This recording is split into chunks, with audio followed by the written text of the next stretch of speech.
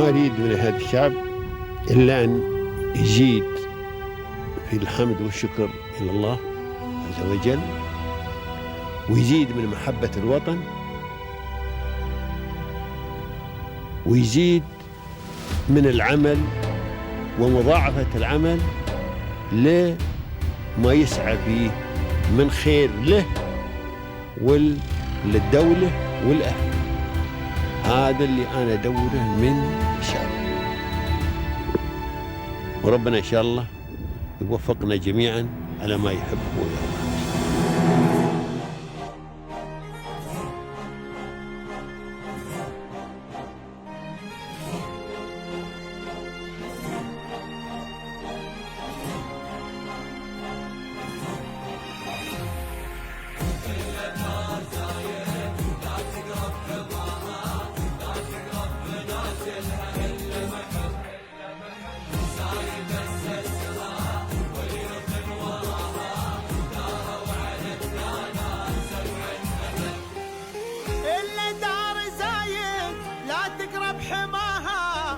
تقرب منازلها إلا محب زايد أسسها واليوث وراها داروا على الدانات 7 أبد. إلا دار زايد لا تقرب حماها لا تقرب منازلها إلا محب. Well, the UAE is actually my first home. My wife, as I mentioned, is Emirati from Al Ain. My kids were all born here between Al Ain and Dubai. So this is my home. I've been very blessed to have found this amazing country. The UAE is what attracted me because of the fact that obviously for me as an Arab, it's an Arabic country. There's the morals, religion, and the background that I want my kids to grow within. But it also had the environment for me to grow and flourish, because it gave me the rules, the autonomy, the environment, everything, the security and all of that, to be able to establish businesses, grow them and sell them, and also continue to do that on an ongoing basis. So, I always say this is the land of opportunity no other country is, because anybody from any nationality can come here and create an amazing business and have a lot of prosperity.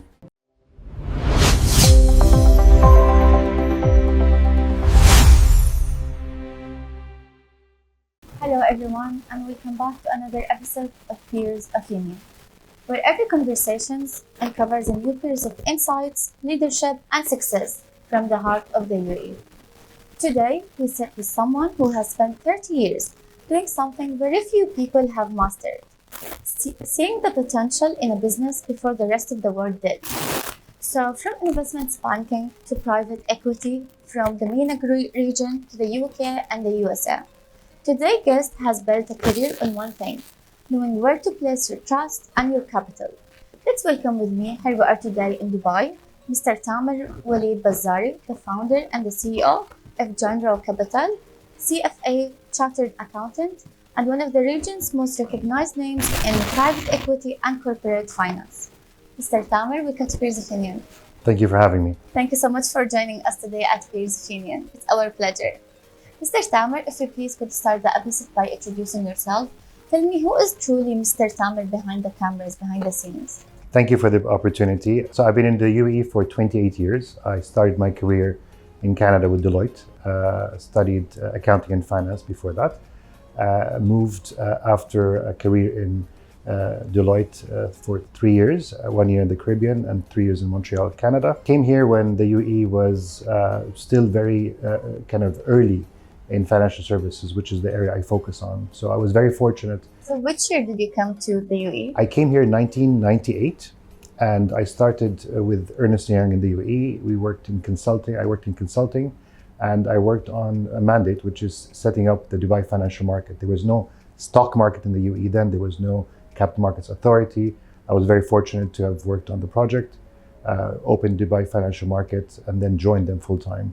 And within that period, we worked on a project to set up a financial center, which became the DIFC. I also worked on setting up Amlak, which is the first mortgage company in the region. So I was very, very fortunate in terms of the time and the evolution of the capital markets and financial services sector at that time.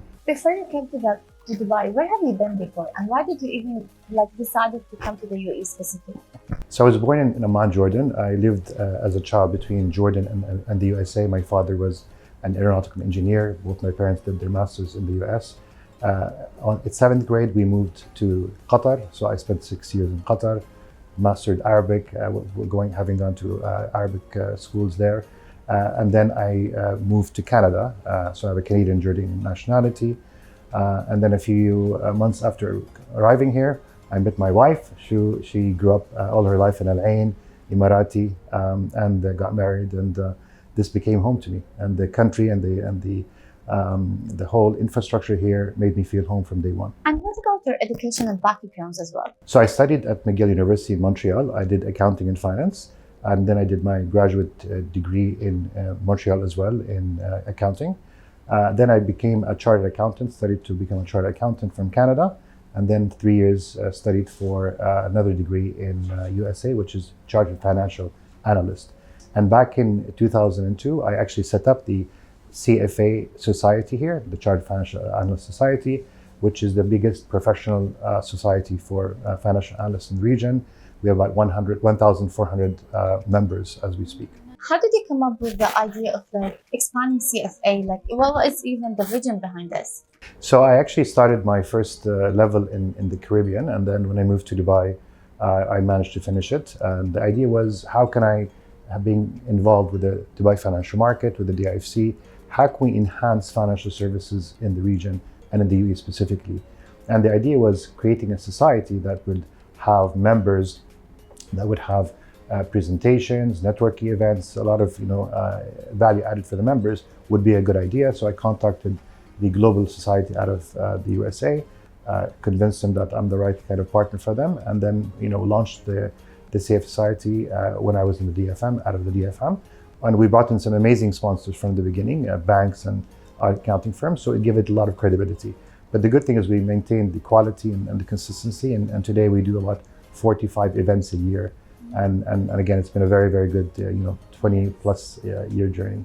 And Mr. Tamer, before we get into more details in the business side, was it like accounting and finance, was it always your passion, or was it happened by a coincidence?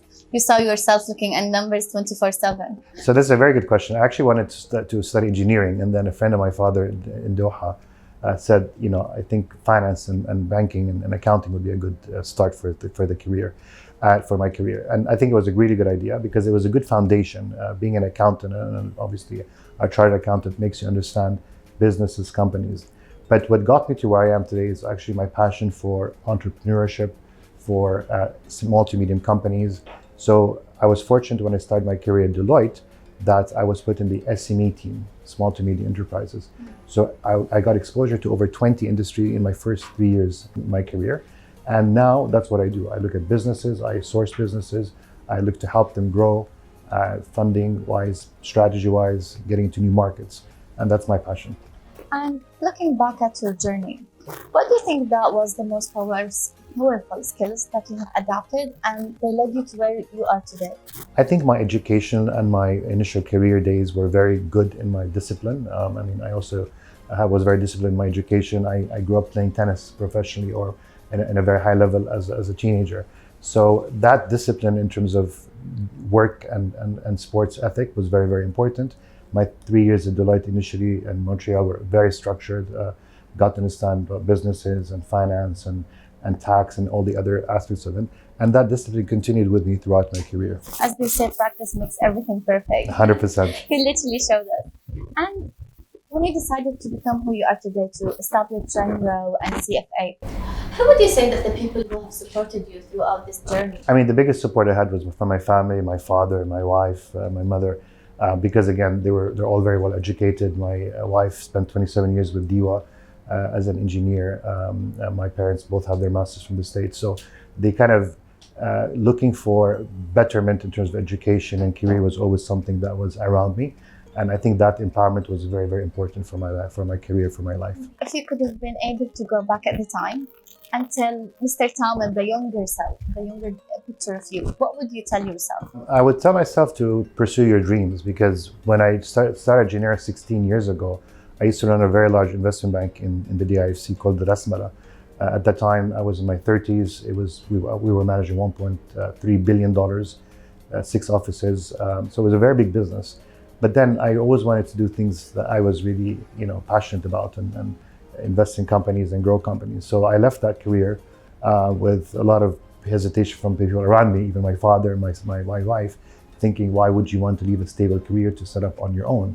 And I said, I'm not missing anything. I'm not missing the brains, the money, the personality, the connections to set up on my own.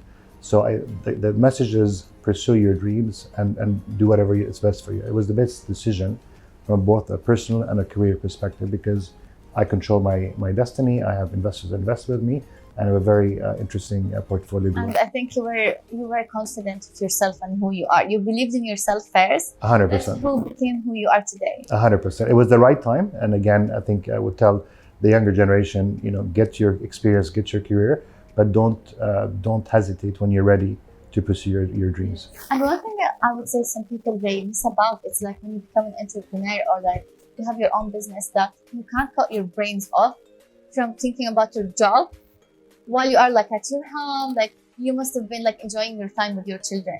Yes, I mean, I'm very blessed to we have 3 children, all graduate from the States, from Canada, all pursued their masters or pursuing their masters now. But the idea about it is to know what the right balance, to know what you're good at and what what you need to delegate and which partners you team up with and delegate to. Because if you have businesses that are run by really good entrepreneurs aligned in terms of work ethics, trust, morals, etc., then you could do something very well. So you can be involved in businesses, add value to them, but not get involved into day-to-day activities. And that's why we're blessed to have companies throughout the world, yet manage to have a good balance between work and family. I am 100% sure about that. So tell me more about Genero Capital. What even was the vision behind this? Like, how did you even come up with the idea to open such a business? So Genero is, the word Genero means creative in Latin. I came up with that name with my 13-year-old then daughter. And the idea was to think out of the box, to find opportunities to be creative in the way you do businesses. What we do is basically we invest our own money, my money, and we bring in co-investors with us in opportunities. We either do them from starting business from scratch. So we started a business back in 2013 called Auj. You would probably know some of the underlying brands like Operation Falafel, Awani, Catch 22. And that business grew from an idea to a 1,300 employee business. That was grown over 8 years. My best friend Manhal was the CEO, and we had 32 investors with us. And when that business was sold, basically, we had a lot of know-how, and we started to invest in newer businesses and grow them and do more of them. In other jurisdictions, we invested in other businesses. Some of them were from scratch, from the beginning, and we built them and grew them. Others, we invested in established businesses. We added value by increasing the portfolio, getting financing, and then we grew them that way. But basically, we invest our money into private equity type opportunities or venture capital in technology. And we also do advise companies on buying companies, selling companies, and raising their capital. If a client came to you, or what even makes Genero like exceptional in the market and outstanding that would let any client or any people to come to you, especially over than any other companies? Sure. So I think our regional expertise, our technical expertise, our track record, we've done many transactions over the years. We're very, very knowledgeable of how business is conducted in the region, in the Gulf specifically. My previous company had also offices in Saudi Arabia, Oman, Egypt. So we know the region very, very well. I would say quality of everything we do. We do everything by the book. So when I start companies, like when we started the restaurant group, corporate governance comes from day one. So people know the authorities, what they need to do. Everything's very well structured, the right auditors, and you build with the right foundation. If you build it right and you stay on top of it, you will succeed. And what year did you open it? So we opened Genero in 2011. And we've been going strong ever since. Yeah, so it's almost more than 15 years. Correct. And in terms of the competition, how was it back at the days and comparing to now? So we have very little competition because we play in the small to medium enterprise category.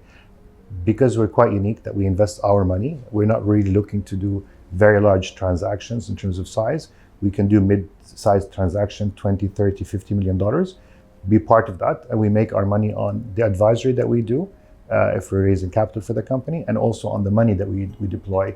And then we'd also do a performance fee. So if we make, let's say, 3 times the return to investors, like we've done in certain businesses, we will get a percentage of that because we're the manager that created that value.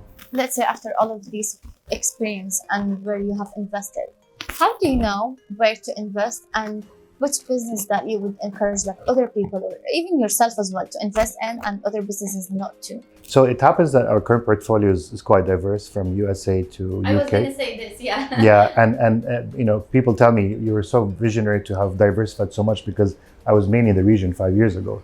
And the idea was we end up investing in different businesses for different reasons. But the idea is it has to be with the right partners in terms of your operating partners. You have to have very strong operating partners. It has to be in a geography where there's a need. So for example, we'll talk about that maybe in a bit. In the UK, we're in the veterinarian clinics and hospitals business. Again, a very interesting category with partners that we know. But we have the know-how from clinics in the Gulf and from nurseries in the Gulf. So we use our knowledge and our skills with people that we can work with and trust in areas where there's an advantage being in that business. Another example would be, let's say, Turkey, where we're in the transportation business. There's a huge problem with transportation and mobility and things like that. So how can you solve a real problem in a really interesting market with the right people? And then you can add value as a company that has done some work within that space. And I would say such a business is very risky and it always comes with the challenges. So what they were like the challenges that you were going through? So I'll tell you something. It's not every single time that we've done something we've been successful. Especially when it comes to trading and investments, it's a very critical topic where people are afraid to lose their money. 100%. Yeah. So the way we've done things is we start with certain businesses small in terms of the amount of money. We test it, and as it becomes more successful and as it becomes what we call de-risked, we invest more money and we do more and more with it. So we've had failures in certain industries for different reasons. The sector we've had, for example, restaurants in the UK that were basically all put like cafes in office buildings. COVID comes, all offices are closed. It's very difficult to revive that business, and we need to make a decision at the time. Do you continue in a very difficult environment and burn cash, or do you stop it and you liquidate the company and focus on where there's more opportunities? So you have to be very objective in your decision making as an entrepreneur and as a business leader, and you need to see where you need to double up on your money and your time and your focus, and where there's something that you think will not succeed and do well. You have to be very, very honest with yourself to cut it if required. Was there like any specific advice you would always tell your clients before they start investing? So a lot of my clients invest in businesses that they know very well. If it's something that they're very familiar with and they're knowledgeable about, they have to basically do what they know best, and they have to adapt to new realities. It's very difficult for you to be successful in business today if you're not adapting AI, for example, because it's something that's going to change. There's a lot of data that comes with AI, and it's very, you have to adapt with the new trends in the world. And if you want to go into, let's say, new markets, you have to go with the right partners, you have to check on them, you have to make sure the feasibility of that market makes sense, or increasing your product line. So just be very diligent in what you do, so that once you put your money and your effort, you know you've done your homework. And Mr. Tamer, as you mentioned as well behind the scenes that you were investing in the UK, in the pets categories, and as well in vault lines as well. Sure. Tell me more about these two businesses as well. We've invested in the Gulf, as I mentioned, in clinics. We had clinics throughout the Gulf, dental, dermatology, so human clinics. And we also had a nursery business in the UAE. So we got to know how parents and children are dealt with. And we had an opportunity with a party that we knew to invest, to actually initially give advice on the vet healthcare space in the UK. Many people in the UK adopted pets during COVID because of mental issues, loneliness, etc. So the number of pets became very high, but the medical side of it didn't expand relatively. So we decided, given that we know clinics and we know how people deal with their 3-year-old kids, which is similar to how they deal with their pets, to invest in the category. So we acquired a chain of clinics 3 years ago, and then last year we acquired a hospital in the UK. So the idea is it's a services business. It's a very technical service, and with technology, with marketing, with a lot of well-being for even for the staff, you can create a much more interesting environment for people to operate, very high quality in terms of service you give your patients, memberships, etc. So it's been a very interesting journey, and it's been meeting every single KPI we had. It's like I feel like it's a very confusion because where you are today and the businesses you have in order to go to the UK and even have that vision or the idea to think about it. Was it like a coincidence happen? It was. It was actually the son of a very good contact of mine that wanted advice on the sector, and we had a lot of calls back and forth because he had done 6 years of healthcare before and felt it was a very interesting opportunity. And as we were going back and forth, he said, "You're adding so much value. Why don't you join us as part of the partnership? We're 3 partners there. They're full-time out of the UK, and I'm part-time out of here." And it's been a great partnership because they use my experience in clinics and fundraising and strategy and negotiation with banks on debt, etc. But they're there full-time on the technical side of the medical side of things, dealing with the doctor, nurses, and expanding the business. Yes, with many more success as well, inshallah. Thank you so much. In Turkey also, we invested in the transportation. Again, as many of you probably know, Istanbul has a very major traffic problem. So we now operate 500 buses. We have a very detailed tech team and tech offering that we do. Hopefully we're expanding into the UK by next year, as well as into the Gulf. But the idea was, again, I knew the people, I know the issues with transportation. They're solving a real issue. It's a $1.2 billion revenue pool that we had 0.8% stake in. Now we have 1.5, and we're growing it to hopefully 7-8% as we go. So it's something I was really convinced about as a real issue, and we kind of put our head to it. So you are always ahead of the trends and the market. We try to be. I mean, the idea is, especially with data and innovation, there's a lot of chances to actually do things better. So even in the UK, we're doing memberships, a lot of digital work on the clinical side, on the customer side. And if you do it very well, I think you can compete. One of the other businesses we have is in New York. We had Operation for Life in New York. The buyers were not interested when we sold the business 3 years ago, so we rebranded it. We just opened 2 weeks ago our second branch. We had our first branch that was running for a while. But again, it's one of the most competitive markets in F&B in the world. We're working the Mediterranean category. But research, data, marketing, consultants, all that really help you to accelerate in a very competitive market like that. Especially that each business of them, they attract different audience, different customers. So I think that will be like the creative part, where how do you be able to grab the right customers? 100%. And I think we focus a lot on what I call the consumer side of things. Even when it comes to clinics or restaurants or transportation, if you're doing a really good job with the customer, you're hooking them, you're making things attractive for them, you're servicing them well, they will come back. And we did not finish yet. We have bulk lines as well. That's a Turkish transportation one. Again, so with the apps, every consumer knows where the bus is. There's quality control on driver, on speed. Now we're going into so we've been doing home to work and back transportation. This year we're entering into the school buses. So we use our own buses. We have 500 buses, and within that, it's a different user experience. Right now, it's the parent, the nanny, to make sure that people get the experience they want, to feel the security, the punctuality, all these things. So everything has to be driven by quality and by the customer needs. We spoke about how did you get the vision for the UK, for the bits industry. How did you even get the vision for this one? So the Turkish one was part of a club I co-founded called Dubai Angel Investors. We invest in early stage tech deals. That was one of the investments that we had in the portfolio. They wanted a director to replace the director that was leaving, so they asked me to join. And from that, with a good rapport with our CEO, I've worked on the company. We organized it, we expanded it, and now it's a cash flow positive company in the tech side with a lot of potential for growth. From your advice, what do you think that's the biggest mistake that each founders they have been doing over and over, and that mistake has been costing them money and time? Falling too much in love with their business, not thinking objectively, being emotional about businesses that they are in, and not knowing how to solve things when they get stuck. I think those are the key things. I think it's very important. Like falling in love with the business. Because what happens if you really like what you're doing, you think it's going to do very well, despite all the realities around you telling you you're not getting customers, people are not coming in and buying your product at the price that you're putting it. If you feel that it's way too good, but it's not, the reality is not there, and you're too in love with the business and not looking at it objectively, then you'll be wasting your time, career, and money for chasing something that maybe not doing well. You can always pivot, find something that makes more sense, but you have to test it and make sure it's not about you loving the product, it's about the customer loving the product and selling and buying it, and you're able to make money out of it.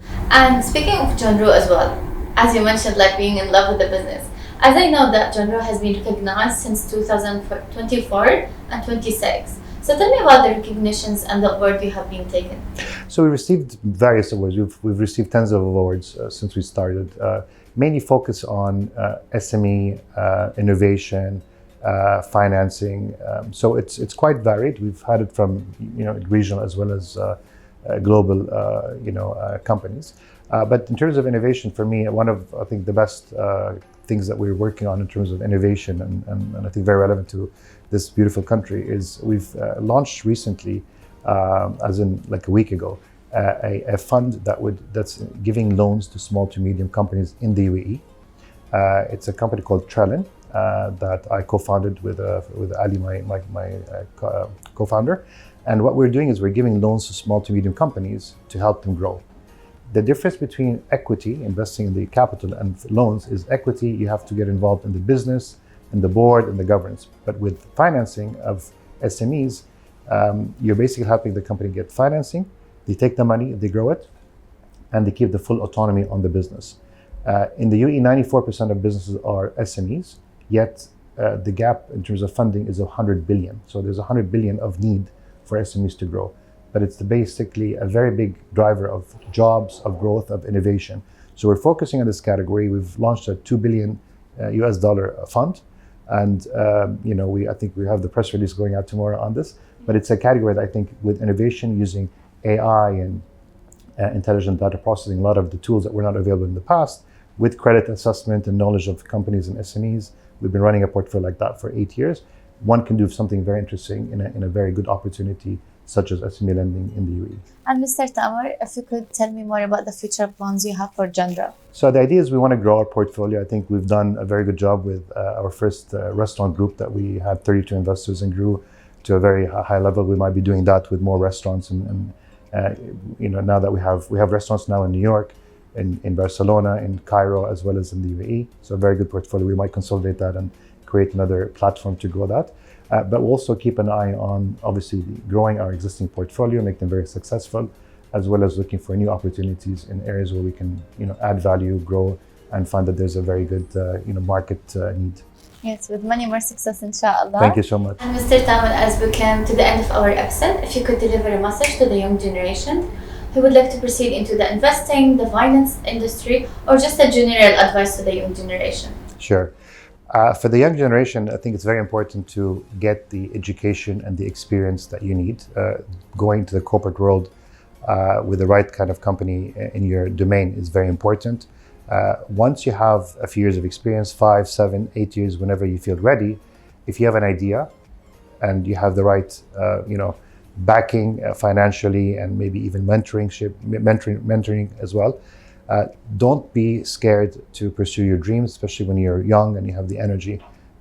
Be confident and do whatever your heart tells you. Study it well, but then go with full-hearted and don't double question yourself. And Mr. Tamer, you've chosen the UAE to be your second home since 1998. If you could deliver a message to the UAE leadership for thanking them. Well, the UAE is actually my first home. My wife, as I mentioned, is Emirati from Al Ain. My kids were all born here between Al Ain and Dubai. So this is my home. I've been very blessed to have found this amazing country. The UAE is what attracted me because of the fact that obviously for me as an Arab, it's an Arabic country. There's the morals, religion, and the background that I want my kids to grow within. But it also had the environment for me to grow and flourish, because it gave me the rules, the autonomy, the environment, everything, the security and all of that, to be able to establish businesses, grow them and sell them, and also continue to do that on an ongoing basis. So, I always say this is the land of opportunity no other country is, because anybody from any nationality can come here and create an amazing business and have a lot of prosperity. Mr. Tamer, thank you so much. You have literally showed us what you believed in, and today we saw your success here in Dubai. Thank you so much for joining us today at Peers of Union. Thank you so much. And again, I want to thank the rulers of this country, His Highness Sheikh Mohammed bin Zayed, His Highness Sheikh Mohammed bin Rashid, for an amazing country platform and making everybody feel this is their own home. Thank you so much. And as we came to the end of our episode for today, I hope this conversation has left you with valuable insights, fresh perspectives, and perhaps a new Peers of inspiration. Thank you so much for watching Peers of Union. Stay tuned for another episode next week on Sama Al Ain TV. Until then, take care and goodbye.